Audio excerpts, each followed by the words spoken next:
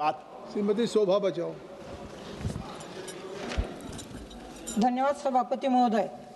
मी आज रेल्वे मंत्रालयाच्या 2026-27च्या मागणी अनुदानावर बोलण्यासाठी उभी आहे। उत्तर महाराष्ट्रातील धुळे नाशिक जिल्ह्याच्या रेल्वे विकासासंदर्भातील काही अत्यंत महत्त्वाच्या प्रश्नांकडे सभागृहाचे लक्ष वेधू इच्छिते। माझ्या धुळे लोकसभा मतदारसंघातील मनमाड ते इंदोर हा रेल्वे मार्ग अत्यंत महत्त्वपूर्ण व धोरणात्मक दृष्टीने आवश्यक असलेला मार्ग आहे। 2 सप्टेंबर 2024 मध्ये या प्रकल्पास मंजुरी देण्यात आली। या नवीन रेल्वे मार्गाची लांबी सुमारे 309 किलोमीटर प्रस्तावित असून या प्रकल्पाचा एकूण अंदाजित खर्च सुमारे 18,036 कोटी रुपये इतका निधी मंजूर करण्यात आलेला आहे। हा रेल्वे मार्ग महाराष्ट्र आणि मध्य प्रदेश या 2 राज्यातील एकूण 6 जिल्ह्यांमधून जाणार आहे।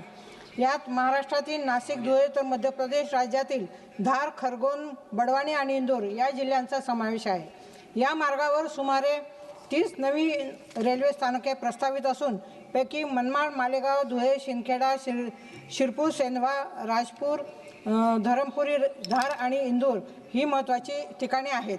सदर प्रकल्पाच्या भूसंपादन प्रक्रियेत अडचणी येत असून शेतकऱ्यांना व नागरिकांना कमी मोबदला दिला जात असल्याच्या तक्रारी सातत्याने येत असून या संदर्भात आंदोलने देखील सुरू आहेत। शेतकऱ्यांमध्ये संभ्रम चिंता व असुरक्षितता निर्माण झाली आहे। जमिनीशी निगडीत औद्योगिक क्षेत्र रहिवासी क्षेत्र फळबागा विहिरी शेती व बागायती शेती यांचे मूल्यांकन जास्त असल्याने बाजारभाव आणि शासन मोबदला यातील तफावत दूर करून शेतकऱ्यांना वाढीव मोबदला देण्यात यावा। आजचा रेडी रेकनरच्या 4 पटीने भाव द्यावा अशी सर्वांची मागणी आहे। जिल्हाधिकारी यांच्या अध्यक्षतेखाली एक समिती स्थापन करण्याचा निर्णय 24 फेब्रुवारी 2026 रोजी घेण्यात आला आहे। या समितीची बैठक लवकरात लवकर घेऊन सर्व शेतकऱ्यांना विश्वासात घेऊन संभ्रम दूर करावा। तसेच प्रकल्पग्रस्त कुटुंबातील एका व्यक्तीस सरकारी नोकऱ्यांमध्ये प्राधान्य द्यावे। अध्यक्ष महोदय, रेल्वे प्रकल्पासाठी आवश्यक निधी वेळेत उपलब्ध करून द्यावा व तो निर्धारित मुदतीत पूर्ण व्हावा ही मी विनंती करते। इतर ज्या मागण्या आहेत त्याच्यामध्ये सध्या धुळे येथून मुंबईकडे जाणारी रेल्वे सेवा मुख्यतः सकाळच्या वेळेत उपलब्ध आहे। त्यामुळे रात्री प्रवास करणाऱ्या नागरिकांना खाजगी ट्रॅव्हल्स किंवा महागड्या गाड्यांवर अवलंबून राहावे लागते। त्यामुळे मी रेल्वे मंत्री महोदयांना विनंती करते की धुळे मुंबई दरम्यान रात्रीची नियमित रेल्वे सेवा तात्काळ सुरू करण्यात यावी। तसेच धुळे पुणे ही रेल्वे कोविड काळामध्ये बंद करण्यात आली होती, ती पुन्हा सुरू करण्यात यावी।